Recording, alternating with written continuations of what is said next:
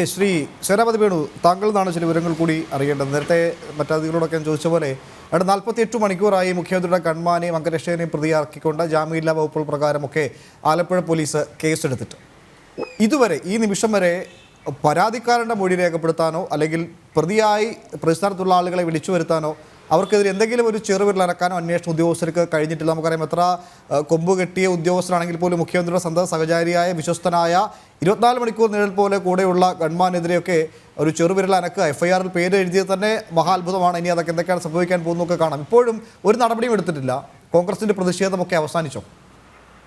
അല്ല, പ്രതിഷേധം അവസാനിച്ചിട്ടില്ല. പ്രതിഷേധം തുടരും. അത് നിയമപരമായ പ്രതിഷേധവും തുടരും. ഇവിടെ സുരേഷ് ബാബു സാറ് പരിണിതപ്രജ്ഞനായ അഭിഭാഷകനാണ്. ഞാനും ക്രിമിനൽ കോടതിയിൽ പ്രാക്ടീസ് ചെയ്യുന്ന ഒരു അഭിഭാഷകൻ. അപ്പൊ അദ്ദേഹം ചോദിച്ചത്, ആവശ്യമുള്ള ഘട്ടങ്ങളിൽ മാത്രം പോലീസ് ഈ കേസിൽ എന്താ പറഞ്ഞ അറസ്റ്റിലേക്ക് പോയാൽ മതിയെന്ന്. ഇവിടെ ബഹുമാന്യായ ജില്ലാ പോലീസ് മേധാവിയായിരുന്ന കൃഷ്ണകുമാർ സാറും ഇരിപ്പുണ്ട്. ഞാൻ അദ്ദേഹത്തോട് ചോദിക്കുന്നു, പോലീസ് യഥാർത്ഥത്തിൽ ഇപ്പൊ കോടതി ഇടപെട്ടതിന് ശേഷമാണ് ഒരു FIR പോലും രജിസ്റ്റർ ചെയ്തത്. അത് വധശ്രമമാണ്. ഒരാളെ തല്ലിക്കൊല്ലുന്നതിനോ അതിന് പര്യാപ്തമായ രീതിയിലുള്ള മർദ്ദനമാണ്. അത് ഇരുമ്പ് ദണ്ട് ഉപയോഗിച്ചുള്ള മർദ്ദനമാണ്.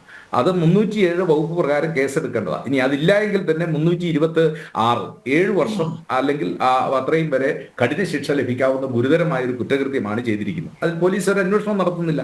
പോലീസ് അന്വേഷണം നടത്തി എവിടെയാ?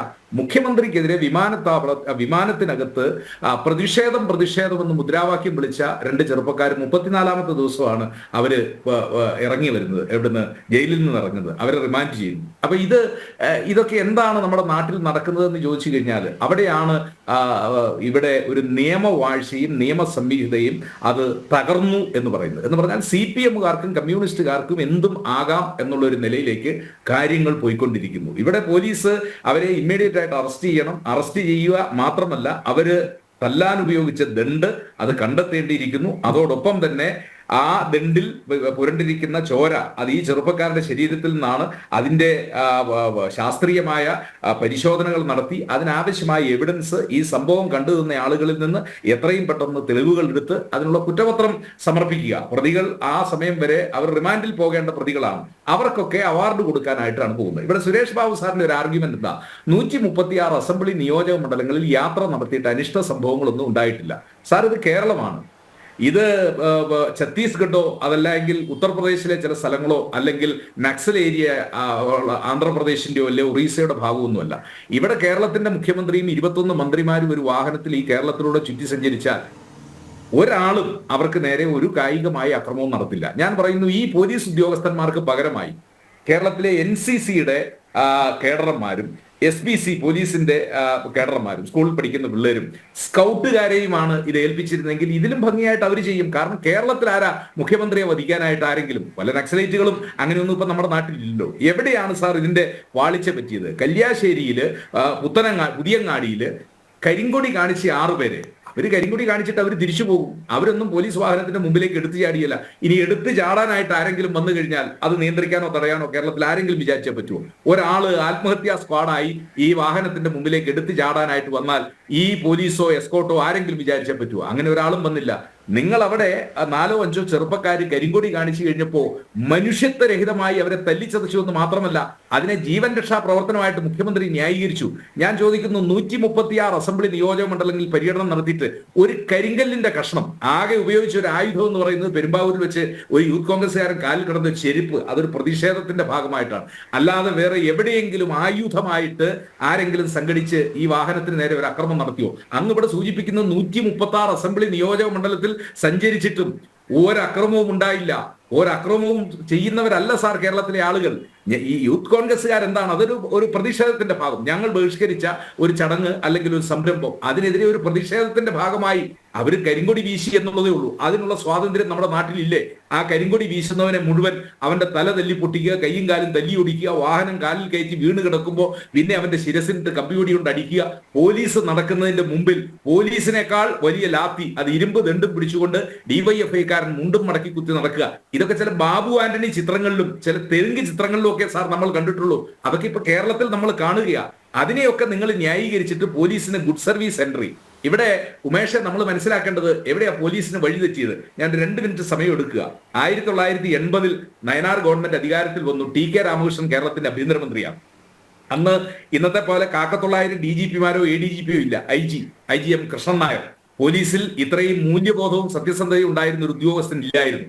അദ്ദേഹത്തിന്റെ ഒരു ആത്മകഥയുണ്ട്, വിലക്കുകളില്ലാതെ വിലങ്ങുകളില്ലാതെ.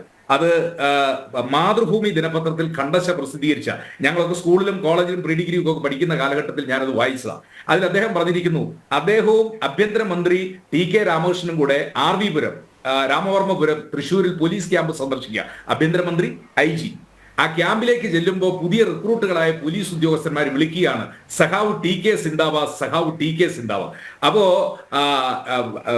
അത് കൃഷ്ണൻ നായർ സാർ പറഞ്ഞിരിക്കുന്നത് ഞാനിത് കേട്ടിട്ട് ഞെട്ടിപ്പോയി എന്നുള്ളതാണ്. അദ്ദേഹം അതിൽ അടിവരയിട്ട് പറഞ്ഞിരിക്കുന്നു, കേരളത്തിലെ പോലീസ് സംവിധാനത്തിൽ എന്താ അദ്ദേഹം പറഞ്ഞിരിക്കുന്നത്, ഈ അനുസരണക്കേടിന്റെ ബാലപാഠം അത് പാകിയത് ആ മുദ്രാവാക്യം വിളിയിലൂടെയാണ്. കേരളത്തിൽ പോലീസിന് അസോസിയേഷൻ ഉണ്ട്. ഇന്ന് ആ അസോസിയേഷൻ വന്നു എവിടെയാ? ഞാൻ കോൺഗ്രസ്സുകാരനാ, പോലീസിലെ അസോസിയേഷൻ കോൺഗ്രസ്സുകാരുടേതാകണമെന്നൊന്നും ഞാൻ ആഗ്രഹിക്കുന്നില്ല. ഇന്ന് അസോസിയേഷൻ വന്നു എവിടെയാ? നമ്മൾ കണ്ടു കോട്ടയത്ത് പോലീസ് ഓഫീസേഴ്സ് അസോസിയേഷന്റെ സംസ്ഥാന സമ്മേളനത്തിന് CPM-കാർ വിൽക്കുന്നത് പോലെ വലിയ സർവേ കല്ലിൽ ചുവന്ന കൊടിയും വെച്ചിട്ട് അവർ വിളിക്കുക രക്തസാക്ഷികൾ സിന്ദാബാദ്. അവർ വന്നിരിക്കുന്നത് ചുവന്ന ഷർട്ട് വിട്ടുകൊണ്ടാണ്. ചുവന്ന ഷർട്ട് വിട്ടുകൊണ്ട് വന്ന് പോലീസ് ഉദ്യോഗസ്ഥന്മാർ വിളിക്കുകയാണ് രക്തസാക്ഷികൾ സിന്ദാബാദ് എന്ന്. കേരളത്തിലെ പോലീസ് സംവിധാനം ഇതുപോലെ രാഷ്ട്രീയവൽക്കരിക്കപ്പെട്ട ഒരു കാലഘട്ടം ഉണ്ടായിട്ടുണ്ടോ എന്ന് പറഞ്ഞാൽ, പോലീസിനെ ഇന്ന് നിയന്ത്രിക്കുന്നത് ഈ CPM-ന്റെ പോലീസ് അസോസിയേഷന്റെ കോൺസ്റ്റബിൾമാരും CPO-മാരും അല്ലെങ്കിൽ ആ രീതിയിലുള്ള ഉദ്യോഗസ്ഥന്മാരാണ്. അതൊരു യാഥാർത്ഥ്യമാണ് ശ്രീ സേനാപതി വേണു. അതിനോടൊപ്പം തന്നെ ഞാനൊന്ന് പറഞ്ഞോട്ടെ ആ അസോസിയേഷൻ നിയന്ത്രിക്കുന്ന പോലീസ് സംവിധാനം ഇന്ന് CPM-ന്റെ ഒരു പോഷക സംഘടന, NGO യൂണിയൻ പോലെ പോലീസ് അസോസിയേഷൻ CPM-ന്റെ ഒരു പോഷക സംഘടനയായി മാറി. ആ പോഷക സംഘടനയായി മാറിയത് കൊണ്ട് ഇവിടെ സത്യസന്ധരായ പോലീസ് ഉദ്യോഗസ്ഥർ, ഒരുപക്ഷെ കൃഷ്ണൻ നായർ സാർ വാർത്ത വായിച്ചു എന്ന് എനിക്കറിയില്ല, ഇന്ത്യൻ എക്സ്പ്രസ് പത്രത്തിൽ രണ്ടാഴ്ച മുമ്പ് ഞാനതൊരു ചാനൽ ചർച്ചയിൽ പറഞ്ഞ, കേരളത്തിൽ 826 പോലീസ് ഓഫീസേഴ്സ്, നോട്ട് കോൺസ്റ്റബിൾ അല്ലെങ്കിൽ അതർ റാങ്ക്, പോലീസ് ഓഫീസേഴ്സ് എന്ന് പറഞ്ഞാൽ ASIക്ക് മുതൽ മുകളിലേക്ക് DYSP വരെയുള്ള 826 പോലീസ് ഉദ്യോഗസ്ഥന്മാർ ഗവൺമെന്റിന് അപേക്ഷ കൊടുത്തിരിക്കുകയാണ് വോളണ്ടറി റിട്ടയർമെന്റിന്. ഞങ്ങളെ ഒന്ന് പുറത്തോക്കി വിടണം, ഇതിനകത്ത് ജോലി ചെയ്യാൻ പറ്റത്തില്ല, ഈ CPM-കാരുടെ സമ്മർദ്ദം മൂലം ഞങ്ങൾക്ക് ജോലി ചെയ്യാൻ പറ്റില്ല എന്ന് പറഞ്ഞുകൊണ്ട്. കഴിഞ്ഞ 2 കൊല്ലത്തിനകം പോലീസിനകത്ത് ആത്മഹത്യ ചെയ്ത പോലീസ് ഓഫീസേഴ്സിന്റെ എണ്ണം എന്ന് പറയുന്നത് 11.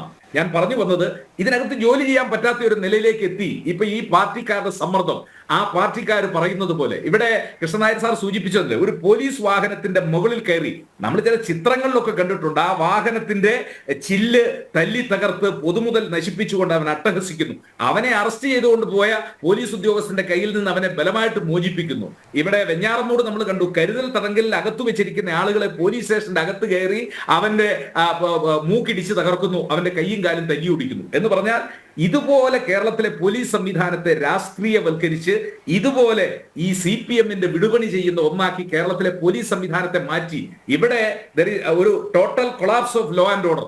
ഇവിടുത്തെ ക്രമസമാധാനത്തിൽ തകർന്നു. അതല്ലാതെ മുഖ്യമന്ത്രിയും പരിവാരങ്ങളും പോയപ്പോ നിങ്ങൾ സുരക്ഷിതമായിട്ട് തിരുവനന്തപുരത്ത് എത്തിച്ചേർന്നു, വട്ടിയൂർക്കാവിൽ എത്തിച്ചേർന്നു, അതിനല്ല പോലീസുകാർക്ക് അവാർഡ് കൊടുക്കേണ്ടത്. അത് പോലീസിന്റെ ഒരു റൊട്ടീൻ ഡ്യൂട്ടിയാണ്. അത് പോലീസുകാർ എല്ലാ കാലഘട്ടത്തിലും ചെയ്തിട്ടുള്ളതാണ്. അത് കരുണാകരൻ യാത്ര നടത്തിയാലും, മുമ്പുണ്ടായിരുന്ന നയനാരി യാത്ര നടത്തിയാലും, VS അച്യുതാനന്ദൻ യാത്ര നടത്തിയാലും, AK ആന്റണി യാത്ര നടത്തിയാലും, ഉമ്മൻചാണ്ടി യാത്ര നടത്തിയാലും, ആ യാത്രയ്ക്ക് സുരക്ഷ ഒരുക്കുക എന്നുള്ളത് പോലീസിന്റെ ദൗത്യമാണ്, ഡ്യൂട്ടിയാണ്. അത് പോലീസ് ഉദ്യോഗസ്ഥർ നിർവഹിച്ചിട്ടുണ്ട്.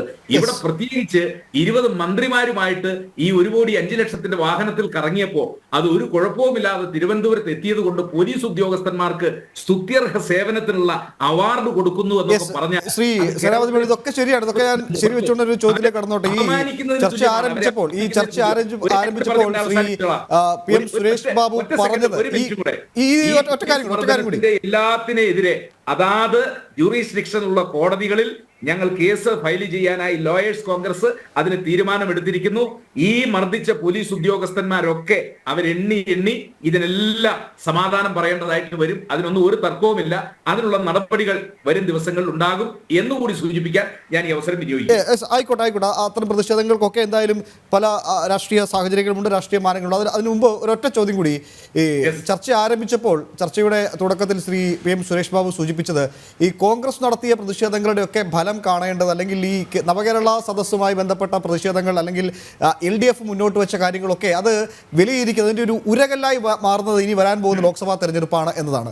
അവിടെയാണ് ഈ പ്രതിഷേധങ്ങൾ ഫലം കണ്ടോ ഇല്ലയോ എന്നൊക്കെ അറിയേണ്ടത്. അങ്ങനെ ഈ പ്രതിഷേധം ഫലം കണ്ടാൽ, ഈ പ്രതിഷേധമൊക്കെ ഫലം കണ്ടാൽ, ചോദ്യത്തിലേക്ക് പറയും, ഈ പ്രതിഷേധമൊക്കെ ഫലം കണ്ടാൽ ഒരു പക്ഷെങ്കിൽ UDF മേൽക്കൈ ഉണ്ടാകുന്നതെങ്കിൽ പോലും ഡൽഹിയിലെത്തിയാൽ നിങ്ങൾക്ക് ആർക്കാണ് പിന്തുണ കൊടുക്കുക? നിങ്ങളൊക്കെ ഒരൊറ്റ മുന്നണിയല്ലേ, പിന്നെ ആർക്ക് വേണ്ടിയാണ് ഈ പ്രതിഷേധം? അതൊരു രാഷ്ട്രീയ ചോദ്യം തന്നെയല്ലേ ശ്രീ സേനാപതി വേണു?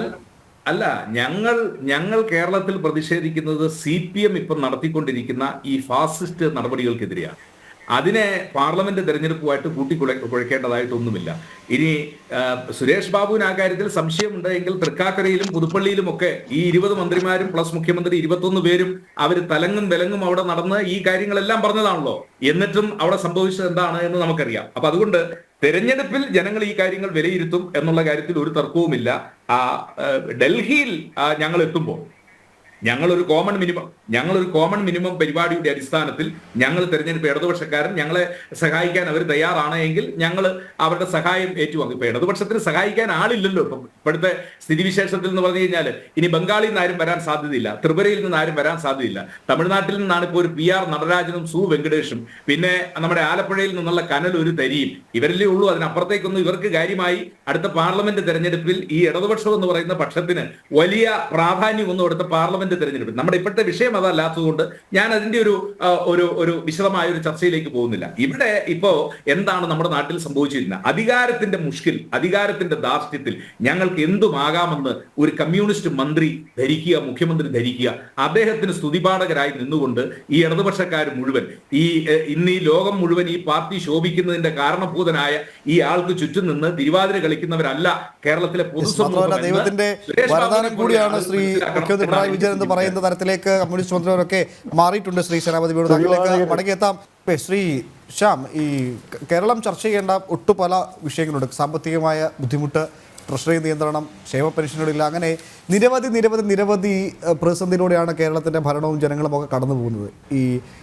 ഈ പ്രതിസന്ധികൾ മറച്ചുവെക്കാനായാണ് ഇത്തരത്തിൽ രാഷ്ട്രീയ പോരാട്ടങ്ങളിലേക്ക് SFIയും CPM DYFI ഒക്കെ കടക്കുന്നതെന്ന് ആരോപിച്ചാൽ തെറ്റു പറയാൻ. കാരണം ഇത്തരത്തിൽ തെരുവിലിറങ്ങിയാൽ ഉണ്ടാകാൻ പോകുന്ന പ്രക്ഷോഭങ്ങൾ അത് ഈ തരത്തിലേക്കാവും ചർച്ചയാകുക, അല്ലെങ്കിൽ വാർത്താമാധ്യമങ്ങൾ എങ്ങനെയാകും നിറയുക, അതിൻ്റെ മുന്നോട്ടുള്ള പോക്ക് കൃത്യമായി അറിയുന്ന പാർട്ടിയൊക്കെയാണ് CPM DYFI ഒക്കെ. അതുകൊണ്ട് ഇപ്പോൾ ഉണ്ടായ ഈ രക്ഷാപ്രവർത്തന ദൗത്യമൊക്കെ അത്ര നിഷ്കളങ്കമായി കാണാൻ സാധിക്കുമോ? മറ്റ് പ്രധാനപ്പെട്ട വിഷയങ്ങളിലേക്ക് ശ്രദ്ധ പോകാതിരിക്കാനുള്ളൊരു തന്ത്രമായി കൂടി അതിനെ വ്യാഖ്യാനിച്ചുകൂടെ?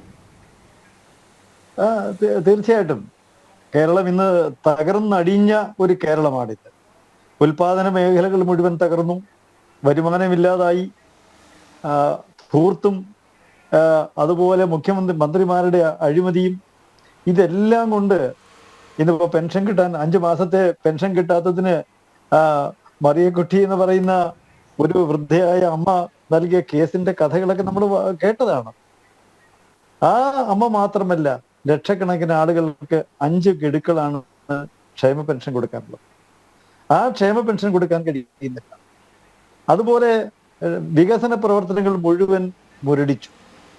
പഞ്ചായത്തുകളിൽ പോലും ഒന്നും നടക്കുന്നില്ല. പഞ്ചായത്തുകളിലെ ഈ പറയുന്ന ബഡ്ജറ്റ് അലോക്കേഷൻ വെട്ടിക്കുറച്ചു.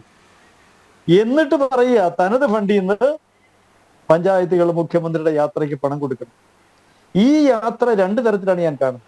ഒന്ന്, ലോക്സഭാ തെരഞ്ഞെടുപ്പിന് മുമ്പ് കൃത്യമായി പറഞ്ഞാൽ ഒരു ഏരിയ സമ്മേളനമാണ് ഇവിടെ നടന്നിട്ടുള്ളത്, അല്ലാതെ വികസന യാത്രയൊന്നുമില്ല. CPMന്റെ ഏരിയ അടിസ്ഥാനത്തിൽ, അതിന് നിയോജകമണ്ഡലം എന്ന പേരിട്ടാൽ അങ്ങനെ, അടിസ്ഥാനത്തിൽ പാർട്ടി പ്രവർത്തകരെ ഒരുമിച്ചിരുത്തി സർവ്വസന്നാഹങ്ങളും ഉപയോഗിച്ച് കളക്ടർമാര്, തഹസിൽദാർമാര്, താലൂക്ക് സപ്ലൈ ഓഫീസർമാരെ, കൃഷി ഓഫീസർമാരെ എന്ന് വേണ്ട PWD ഉദ്യോഗസ്ഥരെ, ഇങ്ങനെ മുഴുവൻ ആളുകളെ ഉപയോഗിച്ചുള്ള ഒരു പണപ്പിരിവിന്റെ മാമാങ്കമാണ് ഇവിടെ നടക്കുന്നത്. ഈ മാമാങ്കത്തിനിടയിൽ ഇവിടെ സൂചിപ്പിച്ചതുപോലെ സംഘർഷഭരിതമായ ഒരു സാഹചര്യത്തിൽ ഇവിടുത്തെ ട്രഷറി പൂട്ടാൻ പോകുന്ന കാര്യം നമ്മൾ ചർച്ച ചെയ്യുന്നില്ല. സാമ്പത്തിക അടിയന്തരാവസ്ഥ പ്രഖ്യാപിക്കേണ്ടി വരുന്ന സാഹചര്യത്തെക്കുറിച്ച് ചർച്ച ചെയ്യുന്നില്ല. മാർച്ച് 31 മുമ്പ് ഇവിടെ എന്തൊക്കെ സംഭവിക്കുന്നുള്ള സാമ്പത്തികമായ ക്രമീകരണം നടത്താൻ കഴിയാത്ത പിടിപ്പുകെട്ട ഒരു മന്ത്രിസഭയെക്കുറിച്ച് ഇവിടെ ചർച്ച ചെയ്യുന്നില്ല. ശബരിമല വിഷയങ്ങളിൽ ചർച്ച ചെയ്യുന്നില്ല. സമ്പൂർണമായ അരാജകത്വം ഇവിടെ അഴിച്ചു വിട്ടുകൊണ്ട് മറ്റു വിഷയങ്ങളിൽ നിന്നും ശ്രദ്ധ മാറ്റുന്നതിൽ മുഖ്യമന്ത്രി വിജയിച്ചു എന്ന് പറഞ്ഞാൽ അത് അതിശയോക്തിപരമല്ല. മറ്റൊന്ന് ഇവിടെ സൂചിപ്പിച്ചതുപോലെ 2 തന്ത്രമാണ് ഇവിടെ ഉപയോഗിക്കുന്നത്. ഒന്ന് അത്തരമൊരു തന്ത്രം, 2 ഈ പറയുന്ന പാരിതോഷികങ്ങൾ മുഴുവൻ നേരത്തെ ഇവിടെ ബഹുമാനപ്പെട്ട SP-യോ അതുപോലെ മറ്റുള്ള ആളുകൾ സൂചിപ്പിച്ചതുപോലെ അസ്വസ്ഥരായ പോലീസ് സേനാംഗം. കഴിഞ്ഞ 5 വർഷത്തിനുള്ളിൽ 200-ലധികം പോലീസുകാരാണ് ആത്മഹത്യ ചെയ്തത് കേരളത്തിൽ. അതുപോലെ ഈ പറയുന്ന കേരളം വിടാൻ എത്ര IAS IPS പോയിക്കൊണ്ടിരിക്കുക. കേരളത്തിൽ പണിയെടുക്കാൻ കഴിയുന്നില്ല. ആത്മാഭിമാനമുള്ള ഒരു ഉദ്യോഗസ്ഥനും ഇവിടെ പണിയെടുക്കാൻ കഴിയുന്നു. എല്ലാവരുടെയും ആത്മാഭിമാനം തകർക്കുന്നു. ജോലി ചെയ്യാൻ കഴിയുന്നില്ല. നിർവീര്യമാക്കപ്പെട്ട ഒരു പോലീസ്. അത് പോലീസ് മാത്രമല്ല, ഉദ്യോഗസ്ഥ തലങ്ങളിലുള്ള മുഴുവൻ പിടിച്ചടക്കി മുന്നോട്ട് പോയി കഴിഞ്ഞാൽ ജയിക്കുമെന്നുള്ള ഒരു ധാരണയൊക്കെ അത് കൈവച്ചാൽ മതി എന്നാണ് എനിക്ക് മുഖ്യമന്ത്രിയോട് പറയാറുള്ളത്. അതുകൊണ്ട് വിഷയങ്ങൾ മാറ്റി രക്ഷപ്പെടാമെന്ന് മുഖ്യമന്ത്രി വിചാരിച്ചാലും അതിന് മണിക്കൂറുകളുടെ ദൈർഘ്യം മാത്രമേ ഉണ്ടാവുകയുള്ളൂ. ഏതാനും ദിവസങ്ങൾക്കുള്ളിൽ തന്നെ മറ്റൊരു വശം കൂടിയുണ്ട്. നേരത്തെ ഞാൻ ശ്രീ ശരാവതി വേണോട് ചോദിച്ചാൽ മറ്റൊരു വശം കൂടി ഇതിനുണ്ട്. കോൺഗ്രസിന്റെ സമരം അതിലൊരു ഇരട്ടത്താപ്പ് ഒരു രാഷ്ട്രീയ ആരോപണമായി ഉയരുന്നുണ്ട്. കാരണം എത്രത്തോളം കേരളത്തിലെ CPM-നെതിരെയാണ് സമരം ചെയ്യുന്നത് പറഞ്ഞാലും ഈ നേരത്തെ സുരേഷ് ബാബു സൂചിപ്പിച്ച പോലെ ഈ ഇപ്പോൾ നടക്കുന്ന പ്രതിഷേധങ്ങളുടെ ഒക്കെ ഒരു പരിണിത ഫലം അല്ലെങ്കിൽ അതിൻ്റെയൊക്കെ റിസൾട്ട് അറിയുന്നത് 2024 ലോക്സഭാ തെരഞ്ഞെടുപ്പ് തന്നെയാണ്. എന്തായാലും ഇനിയിപ്പോൾ നേരിടാൻ പോകുന്നത് ഏറ്റവും പ്രധാനപ്പെട്ട തെരഞ്ഞെടുപ്പ് അത് തന്നെയാണ്. അവിടെ ആര് ജയിച്ചാലും കേരളത്തിൽ നിന്ന് LDF-നും UDF-നും എത്ര MP-മാരെ ലഭിച്ചാലും അവരൊക്കെ അങ്ങ് ഡൽഹിയിലെത്തിയാൽ ഒരുമിച്ച് ഒരേ ആൾക്ക് പിന്തുണ നൽകി ആ ഭരണം പങ്കിടേണ്ട ആളുകളാണ്. അപ്പോൾ ആർക്കെതിരെയാണ് ഈ പ്രതിഷേധം ഇവിടെ നടക്കുന്നത്? ഡൽഹിയിൽ എത്തണ്ട, കേരളത്തിന്റെ അതിർത്തി അങ്ങോട്ട് കിടന്ന് ആര്യങ്കാവിലോ വാളയാറോ കഴിഞ്ഞാൽ ഇവരൊന്നാണ്. അത് വേറെ കാര്യം. കഴിഞ്ഞ ദിവസം നമ്മുടെ രാഹുൽ ഗാന്ധിയും യെച്ചൂരിയും അടുത്തടുത്ത സീറ്റുകളിൽ ഇരുന്നാണല്ലോ ഇന്ത്യ മുന്നണിയെ കുറിച്ച് ചർച്ച ചെയ്തത്. കേരളത്തിലെ കോൺഗ്രസ് പ്രവർത്തകരെ ആക്രമിക്കുന്നത് അവസാനിപ്പിക്കണം എന്ന് യെച്ചൂരിയോട് പറയാനുള്ള ധൈര്യം എന്തേ രാഹുൽ ഗാന്ധിക്ക് ചോർന്നു പോയി? ഒറ്റ പറഞ്ഞ കാര്യങ്ങൾ ആവശ്യപ്പെടുക. കോൺഗ്രസിന്റെ പ്രവർത്തകർ ഇവിടെ അടിച്ചമർത്തപ്പെടുന്നു, നിങ്ങൾ ഇത് അവസാനിപ്പിക്കണം എന്ന് പറയാനുള്ള ചങ്കൂറ്റം എന്തുകൊണ്ട് രാഹുൽ ഗാന്ധിക്ക് ഉണ്ടായില്ല? അവരൊന്നാണ്, ഒറ്റക്കെട്ടാണ്, അതിനകത്ത് ആരും തർക്കമില്ല. ആ ഇന്ത്യ മുന്നണിയിലെ ഘടകക്ഷികളാണ് 2 പേരും. അതുകൊണ്ട് അതിന്റെ രാഷ്ട്രീയം, ഡൽഹി രാഷ്ട്രീയം തീർച്ചയായിട്ടും ഇവരിനി ആരും ഇവിടുന്ന് കോൺഗ്രസ് ജയിച്ചാലും CPM ജയിച്ചാലും ഒരേ എഫക്റ്റ് ആണുള്ളത്. അതുകൊണ്ട് അവർ ഒറ്റക്കെട്ടാണ്, ഇരട്ടപ്പെട്ട സഹോദരന്മാരാണെന്നുള്ള തർക്കമൊന്നുമില്ല. പക്ഷെ കേരളത്തെ സംബന്ധിച്ചിടത്തോളം കേരളത്തിലെ ഈ അക്രമത്തിനും അനീതിക്കും നിയമവാഴ്ച തകർത്തതിനും സാമ്പത്തിക രംഗത്തെ തകർച്ചയ്ക്കും ജനങ്ങൾ മറുപടി കൊടുക്കും എന്നാണ് എനിക്ക് മനസ്സിലാക്കാൻ കഴിയുന്നത്. കാരണം അസ്വസ്ഥതയാണ് സകല മേഖലകളിലും വളർന്നിട്ടുള്ളത്. ശ്രീ RK കൃഷ്ണകുമാർ നേരത്തെ സൂചിപ്പിച്ച ഒരു സാങ്കേതികമായ ചോദ്യം കൂടിയാണ്. ആലപ്പുഴയിലെ തന്നെ സംഭവം അതാണ് ഏറ്റവും എടുത്തു പറയേണ്ടിയിരിക്കുന്നു തോന്നുന്നു. കാരണം ഈ ഗൺമാനൊക്കെ നേരിട്ട് ഇറങ്ങി വന്ന് പ്രതിഷേധക്കാരെ അടിച്ചമർത്തുക, ഇരുമ്പുവടി കൊണ്ട് ഉപദ്രവിക്കുക, അതും പോലീസിൻ്റെ കസ്റ്റഡി. ഞാൻ മനസ്സിലാക്കുന്ന ഒരു CI ഉദ്യോഗസ്ഥനോ മറ്റോ ആണ് ആ പ്രതിഷേധക്കാരെ കസ്റ്റഡിയിലുള്ള ഉദ്യോഗസ്ഥരെ മർദ്ദിക്കുക. അവിടെ FIR പ്രകാരം രജിസ്റ്റർ ചെയ്തിരിക്കുന്ന കേസുകളിൽ ജാമ്യമില്ലാ വകുപ്പ് പ്രകാരമൊക്കെയാണ് കേസെടുത്തിരിക്കുന്നത്. 48 മണിക്കൂറോളം കഴിയുന്നു കേസെടുത്തിട്ട്. അത് കോടതിയുടെ നിർദ്ദേശപ്രകാരമാണ് കേസെടുത്തത്. അതൊക്കെ അവിടെ നിൽക്കട്ടെ. ഇതുവരെ പരാതിക്കാരനെ വിളിച്ചു വരുത്തി മൊഴിയെടുക്കാനോ അതല്ലെങ്കിൽ പ്രതിയെന്ന് ആരോപിക്കുന്ന FIR-ൽ പേര് പരാമർശിച്ചിരിക്കുന്ന ആളുകളിൽ നിന്ന് എന്തെങ്കിലും വിവരം നേടാനോ പോലീസ് തയ്യാറായിട്ടില്ല. സുരേഷ് ബാബു സൂചിപ്പിച്ച പോലെ തന്നെ അറസ്റ്റിലേക്ക് കടക്കേണ്ട സാഹചര്യമില്ല എന്നൊക്കെ സാങ്കേതികപരമായി പറയാം. എങ്ങനെയായിരിക്കും പോലീസിന്റെ നടപടി വിലയിരുത്തുക? ഇപ്പോഴത്തെ ഈ സമകാലിക രാഷ്ട്രീയ സാഹചര്യത്തിൽ പോലീസിന് മുഖ്യമന്ത്രിയുടെ സന്തത സഹചാരിയായ ഈ ഗൺമാനെതിരെ ഒരു ചെറുവിരൽ അനക്കാം എന്ന് പ്രതീക്ഷിക്കേണ്ടതുണ്ടോ? അല്ല, ഇത് ഈ പോലീസിൻ്റെ അച്ചടക്കത്തിൻ്റെ അതുപോലെ ക്രമസമാധാന പാലനത്തിൻ്റെ അടിസ്ഥാനപരമായിട്ടുള്ള സംഗതികളിലാണ് വീഴ്ച വന്നിരിക്കുന്നത്. അടിസ്ഥാനപരമായിട്ടുള്ള സംഗതികളിൽ വീഴ്ച. ഇതുപോലെ വഴിവിട്ട് ഒരു പോലീസ് ഉദ്യോഗസ്ഥൻ പ്രവർത്തിച്ചിട്ടുണ്ടെങ്കിൽ ആ മേലുദ്യോഗസ്ഥന് ഇമ്മീഡിയറ്റ് ആയിട്ട് രാഷ്ട്രീയ മേലാളന്മാർക്കും ആർക്കും വേണ്ടി വെയിറ്റ് ചെയ്യാണ്ട് ആ ആളെ സസ്പെൻഡ് ചെയ്തിട്ട് അന്വേഷണം ഓർഡർ ചെയ്യേണ്ട ഒരു ഉത്തരവാദിത്വമുണ്ട്. നമുക്ക് നടക്കുക ഒരു ഉത്തരവാദിത്വമുണ്ട്. അതായിരുന്നു ആദ്യം ചെയ്യേണ്ടിയിരുന്നത്. ഒരു നിമിഷം ശ്രീ സുരേഷ് ബാബു, അദ്ദേഹത്തിന് എന്തോ പറയാനുണ്ട്. ഒന്ന് അവിടെ നിന്ന് വേണം ബാക്കി നടപടികൾ തുടങ്ങാനായിട്ട്.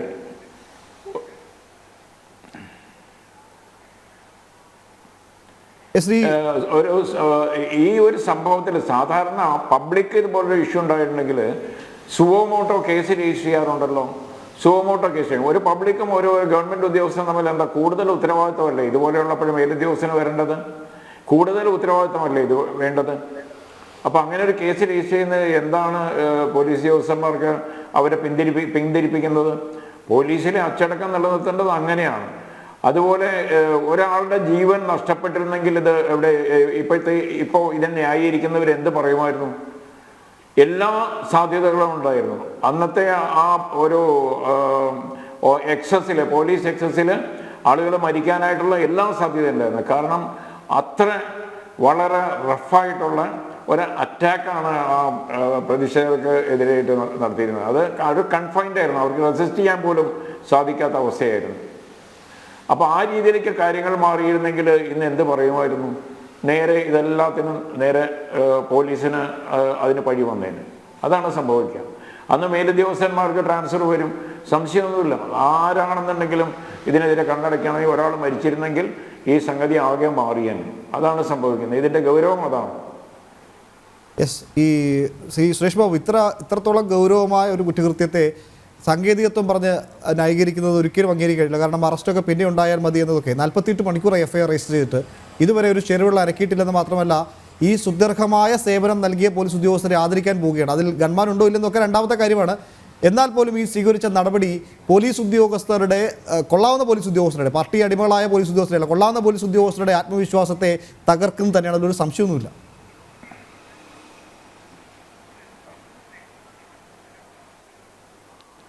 ശ്രീ ഉമേഷ്, ഇതിപ്പോൾ ഞാൻ താങ്കളിൽ നിന്നുള്ളൊരു അനുഭവം എനിക്ക് വല്ലാത്ത പ്രയാസം ഉണ്ടാക്കുന്നൊരു അനുഭവമാണ്. കാരണം ഒരു 3 പേര് അപ്പുറത്ത് നിന്ന് നന്നായിട്ട് അങ്ങോട്ട് ബാറ്റ് ചെയ്യുക, എൻ്റെ അടുത്ത് ഒരിക്കലും ഒരു സമയം പോലും തരാൻ തയ്യാറല്ലാത്ത 3/4 മണിക്കൂർ, ഇപ്പോൾ 20-22 മിനിറ്റോളമായി 2-3 പേരും കൂടെ സംസാരിക്കാൻ തുടങ്ങിയിട്ട് ആ കാര്യത്തിൽ എനിക്ക് ഒരു ഭാഗമായിട്ട് നിൽക്കുന്ന ആളുകൾ ഒരു ശരിയായ ചർച്ചാ രീതിയാണ്. ഇതൊരു ശരിയായ ചർച്ചാ രീതിയാണെന്ന അഭിപ്രായം എനിക്കില്ല. അതൊക്കെ അതവിടെ പറഞ്ഞു വെക്കാം. ഞാൻ ഇതുവരെ ഇങ്ങനത്തെ ഒരു സംസാരം ഇതുവരെ ഉണ്ടായിട്ടില്ല, എൻ്റെ ഭാഗത്ത് അങ്ങനെ ഒരു പ്രശ്നം ഉണ്ടായിട്ടില്ല. പക്ഷേ ഇപ്പോൾ ഇന്നത്തെ ദിവസത്തെ സംബന്ധിച്ചിടത്തോളം അതൊരു വളരെ പരോക്ഷമായി അല്ലെങ്കിൽ പ്രത്യക്ഷമായി കാണിച്ച ഒരു സംഭവമായി പോയതുകൊണ്ടാണ് എനിക്കത് പറയേണ്ടി വന്നിരിക്കുന്നത്. ക്ഷമിക്കുക, ഞാനത് വിട്ടു. പക്ഷേ ഇവിടെ ഒരു കാര്യം നമുക്ക് പറയാം. ഇവിടെ ഇപ്പോൾ എന്തൊക്കെയാണ് പറഞ്ഞിരിക്കുന്നത്? ട്രഷറി പൂട്ടാൻ പോകുന്നതിനെ കുറിച്ച് ഞാൻ ചർച്ച ചെയ്യുന്നില്ല. ട്രഷറി പൂട്ടില്ല, ആ ഒരു ചർച്ച ചെയ്യേണ്ട കാര്യമില്ല. ട്രഷറി പൂട്ടാൻ ഉദ്ദേശിക്കുന്നില്ല. ട്രഷറി മാർച്ച് 31 വരെ വളരെ കൃത്യമായി തുറന്ന് പ്രവർത്തിക്കും. ഉറപ്പാണല്ലോ, ഉറപ്പ് തന്നല്ലോ. പക്ഷെ അവിടെ നിശ്ചിത തുകയിൽ കൂടുതൽ ബില്ലുകൾ മാറാൻ സാധിക്കുന്നില്ല. 5 ലക്ഷം രൂപ കൂടുതലുള്ള ബില്ലുകൾ മാറാൻ അവിടേക്ക് ചെല്ലാൻ പറ്റില്ല. ഞാൻ പറയട്ടെ, ഓരോന്ന് പറഞ്ഞതിനോടുള്ള മറുപടിയാണ് ശ്രീ ഉമേഷ്, പറഞ്ഞതിനോടുള്ള പറഞ്ഞോളൂ. 18 അവർ വിധവയായിട്ട് ഇപ്പോൾ ഈ 1.5 കൊല്ലമല്ല, അതിനേക്കാൾ അതിനു മുമ്പ് തന്നെ വിധവയാണ്. ആ വിധവക്ക് 18 മാസം പെൻഷൻ കിട്ടാതിരുന്നപ്പോൾ വിധവക്ക് പരാതിയില്ല. ഇപ്പോൾ ഒരു മാസം, ഇപ്പോൾ ഏത് മാസം, 5 മാസത്തിൻ്റെ ഒന്നും കണക്ക് റെഡിയല്ല. സെപ്റ്റംബർ മാസത്തിൽ ഇതിപ്പോൾ കൊടുത്തു കഴിഞ്ഞു. ഒക്ടോബർ, നവംബർ, ഡിസംബർ 3 മാസത്തിൻ്റെതേ ബാക്കിയുള്ളൂ. ഇത് പറയുമ്പോൾ നമ്മൾ ഓരോന്നും അതാണ് നിൽക്കട്ടെ. രണ്ടാമത് വേറൊന്ന് പറയാം. ഈ പെൻഷൻ തുകയിൽ കേന്ദ്രം എത്രയെങ്കിലും പൈസ കേരളത്തിന് കൊടുക്കാനുണ്ടോ? ബാക്കി കാര്യങ്ങളിൽ 57,000 കോടി ഉറുപ്പിക ഈ കൊല്ലം ഈ സാമ്പത്തിക വർഷത്തിൽ കൊടുക്കാത്ത ഒരു വസ്തുത. 1,18,000-ഓ 8,000-ഓ തെറ്റുണ്ടെങ്കിൽ ഞാൻ തിരുത്താൻ തയ്യാറാണ്. 1 ലക്ഷത്തിലധികം രൂപ ഈ കഴിഞ്ഞ കേന്ദ്രത്തിന്റെ ഔദാര്യമല്ല ഉമേഷ്. നമുക്ക് സ്റ്റാറ്റ്യൂട്ടറി ആയി കിട്ടേണ്ടുന്ന ഈ സംസ്ഥാനത്ത്, നിങ്ങളും ഞാനും ഒക്കെ ജീവിക്കുന്ന ഈ സംസ്ഥാനത്തിൽ സ്റ്റാറ്റ്യൂട്ടറി ആയി കിട്ടേണ്ടുന്ന വശം. കാരണം GST വന്നപ്പോൾ ടാക്സ് പിരിവ് അങ്ങനെ പോയി. ഇൻകം ടാക്സും അതുപോലെ തന്നെ സർവീസ് ടാക്സുകളൊക്കെ നേരത്തെ തന്നെ കേന്ദ്ര ഗവൺമെന്റും അതിന്റെ ഷെയർ മാത്രമാണ് സംസ്ഥാനങ്ങൾക്ക് കിട്ടുന്നത്. അതൊന്ന്. പിന്നെ വേറൊരു കാര്യം എന്താ? നികുതി പിരിവ് കുറവ് എന്നാണ് പറഞ്ഞത്. നികുതി പിരിവ് കഴിഞ്ഞ കാലങ്ങളിലേക്കാൾ 41% വർദ്ധിച്ച പിരിവ് നടത്തി കേരളത്തിന്റെ ഖജനാവിലേക്ക് മുതൽ കൂട്ടിയിട്ടുണ്ട്. ഈ സാമ്പത്തിക കാര്യങ്ങളെല്ലാം പറയേണ്ടതല്ലേ? അല്ല, അങ്ങനെയെങ്കിലും ഒരു സംശയം കൂടി ചോദിച്ചത് സുരേഷ് ബാബു, ഞാനും താങ്കളും ഒക്കെ ഇന്ധനം നിറയ്ക്കുമ്പോൾ 2 രൂപ സെസ്സായി നൽകുന്നത് ഈ ക്ഷേമ പെൻഷന് വേണ്ടിയാണ്. 90% തുക ഇത്തരത്തിൽ പിരിച്ചെടുത്ത 90% തുക സർക്കാരിന് പിരിച്ചെടുക്കാൻ കഴിഞ്ഞിട്ടില്ല. ആ കണക്ക് കൂടി പരിശോധിക്കണ്ടേ?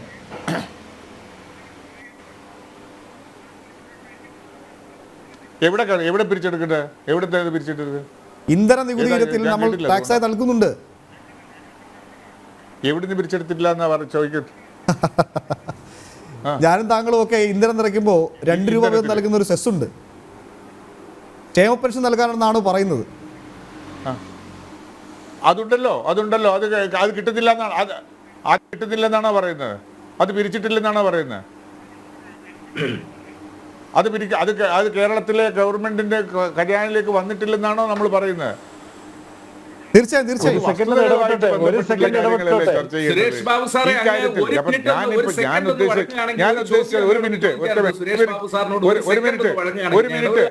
ഒരു മിനിറ്റ് ഞാനൊന്ന് ചോദിച്ചോട്ടെ. ഒരു മിനിറ്റ് ഞാനൊന്ന് അങ്ങോട്ട് പറഞ്ഞോട്ടെ. നമ്മളിവിടെ ചർച്ച ചെയ്യുന്ന വിഷയം കേരളത്തിലെ പോലീസിന്റെ എക്സസും ആ എക്സസ് നടത്തിയ പോലീസിന് റിവാർഡ് കൊടുക്കുന്ന സംഭവമാണ്. ഇതാണ് നമ്മുടെ ചർച്ച. ഈ ചർച്ചയ്ക്കാണ് ഞാൻ വന്നിരുന്നത്, അല്ലാതെ മറ്റു ചർച്ചയ്ക്കല്ല. ആ ചർച്ചകളിലേക്ക് അതിൻ്റെ പേരിൽ ഇതൊക്കെ ഇൻഡ്യൂസ് ചെയ്യപ്പെടുമ്പോൾ അതിൻ്റെ ഡാറ്റാസ് നമ്മൾ ഓർമ്മയിലുള്ള ഡാറ്റാസാണല്ലോ പറയുക. അങ്ങനെ പറയുമ്പോൾ അതിനോട് പ്രതികരിക്കരുത്. അത് വസ്തുതയാണ്. ആ വസ്തുത കേരളത്തിന് കിട്ടേണ്ടുന്ന പണം കിട്ടാത്തതുണ്ട്. ഓരോ രംഗത്തേക്കും കിട്ടാത്തതുണ്ട്. ആ കിട്ടേണ്ടുന്ന പണം കിട്ടിയാൽ ഇവിടുത്തെ പ്രശ്നങ്ങളൊക്കെ തീരും. കേരളം പാപ്പരായ ഒരു സംസ്ഥാനമല്ല, സാമ്പത്തിക അച്ചടക്കം പാലിക്കുന്ന സംസ്ഥാനമാണ്. അവിടെ അടിയന്തരാവസ്ഥയുടെ ആവശ്യമില്ല. ഇങ്ങനെ എല്ലാ വസ്തുതകളുമുണ്ട്. ആ വസ്തുതകൾ കുറിച്ചുള്ള ചർച്ചയല്ലാത്തത് കൊണ്ട് നമ്മളിപ്പോൾ പറയുന്നത് കാര്യമില്ല. പോലീസ് കാര്യത്തിൽ ഞാൻ നേരത്തെ സൂചിപ്പിച്ച വിഷയമാണ്. ഈ പറയുന്ന കാര്യങ്ങളിൽ ഓരോരോ രംഗങ്ങളിലും നമുക്ക് എവിടെയാണോ പാളിച്ചകൾ, ഇപ്പോൾ ഈ പറയുന്ന ആലപ്പുഴയിലെ സംഭവമാണെങ്കിൽ ആലപ്പുഴയിലെ സംഭവത്തിൽ എന്തുകൊണ്ടാണ് സ്ലാക്നെസ് എന്നുള്ളത് പരിശോധിക്കും കേരളത്തിലെ പോലീസ്. ഒരിക്കലെല്ലാം പറഞ്ഞല്ലോ, കേരളത്തിലെ പോലീസ് എന്ന് പറഞ്ഞാൽ ഇത്രയും ഏറ്റവും നല്ല കഴിവുള്ള പോലീസുകാരാണ്. അവർക്ക് രാഷ്ട്രീയ സമ്മർദ്ദത്തിൻ്റെ പേരിലാണ്, രാഷ്ട്രീയമായി അവരെ പിരിഞ്ഞു മുറുക്കിയതിൻ്റെ പേരിലാണ് അവർ പ്രവർത്തിക്കാൻ കഴിയാത്തത് എന്ന് നമുക്ക് പരിശോധിക്കണം. എവിടെയാണ് രാഷ്ട്രീയ സമ്മർദ്ദം ഉണ്ടാകുന്നത് എന്ന് നമുക്കൊന്ന് പരിശോധന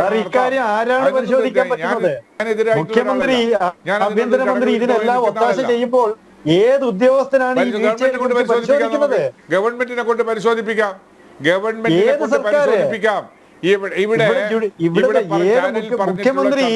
മുഖ്യമന്ത്രി ഈ മുഴുവൻ അക്രമത്തിനും അരാജകത്വത്തിനും എതിരെ അന്വേഷിക്കുന്നതും പ്രതികരിക്കുന്നതും അല്ല, അതൊക്കെ ഇരിക്കട്ടെ. അതല്ല പിന്തുണ കൊടുക്കട്ടെ എന്നും പിന്തുണ കൊടുക്കുന്നു എന്നൊക്കെ പറയുന്നത് നമുക്ക് രാഷ്ട്രീയം. അതല്ലാതെ ഇന്നയിടങ്ങളിലുള്ള ഓവർ എക്സസ് ഉണ്ട് എന്ന് പറഞ്ഞപ്പോൾ സേനാപതി വേണു പറഞ്ഞിട്ടുണ്ട്. ഞാൻ അതിനൊക്കെ ചെയ്യുന്നു.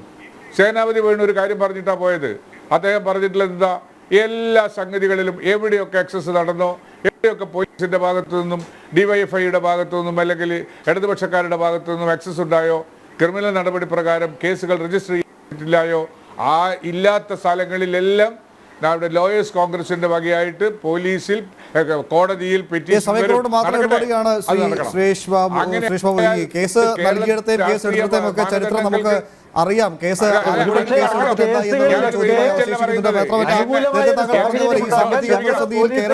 കേരളം നിർമ്മലാ സീതാരാമനെ കേരളത്തിൽ പറഞ്ഞപ്പോൾ പാർലമെന്റിൽ ഈ കാര്യങ്ങൾ ചോദിക്കാൻ തയ്യാറായിരുന്നൊരു വസ്തുത കൂടിയുണ്ട്. എന്തായാലും സമയക്കൂടെ മാത്രം ഇടപെടുകയാണ്. ഇതിന് ഈ നേരത്തെ LDF പ്രതിയൊക്കെ മുന്നോട്ട് വെച്ച പോലെ പോലീസിന്റെ ഈ നടപടികളാണ് ചർച്ചയെങ്കിൽ പോലും അവിടെ ഉയർന്നു വരുന്ന പ്രധാനപ്പെട്ട ചില രാഷ്ട്രീയ വിഷയങ്ങളുണ്ട്. അതിലൂടെ പരാമർശിക്കാതെ പോയാൽ ആ ചർച്ച പൂർത്തിയാകില്ലെന്നതുകൊണ്ട് അതിലേക്ക് എന്തായാലും കടന്നത് എല്ലാം കേന്ദ്രം തന്നില്ല, അല്ലെങ്കിൽ കേന്ദ്രം തരാത്തതുകൊണ്ടാണ് ബുദ്ധിമുട്ടെന്നൊക്കെ പറയുമ്പോൾ അതൊക്കെ കേരളത്തിലെ ജനങ്ങൾക്ക് ഏറെക്കുറെ മനസ്സിലായി തുടങ്ങിയിട്ടുണ്ട്. എന്തായാലും ഈ പോലീസിന് നൽകുന്ന ആനുകൂല്യങ്ങൾ അല്ലെങ്കിൽ ഇപ്പോൾ പ്രഖ്യാപിച്ചിരിക്കുന്ന ഈ ഗുഡ് സർവീസ് എൻട്രി അതൊക്കെ എന്തിനാണെന്ന ചോദ്യം ഇപ്പോഴും അവശേഷിക്കുകയാണ്. DYFIയുടെ CPMന്റെ CI2 പ്രവർത്തകരുടെ അവരുടെയൊക്കെ അഴിഞ്ഞാട്ടം കണ്ടില്ല എന്ന് നടിച്ചതിനാണോ, അതല്ലെങ്കിൽ അവരുടെയൊക്കെ പ്രവർത്തനത്തിന് യഥേഷ്ടം നിന്നുകൊടുത്തതിനാണോ ഈ അവാർഡ് എന്ന ചോദ്യമൊക്കെ ഇപ്പോഴും അവശേഷിക്കുകയാണ്. എന്തായാലും ചർച്ചയിൽ പങ്കെടുത്ത അതിഥികൾക്കും പ്രേക്ഷകർക്കും നന്ദി. ജനറൽ ഡിബേറ്റ് പൂർത്തിയാകുന്നു. നമസ്തേ.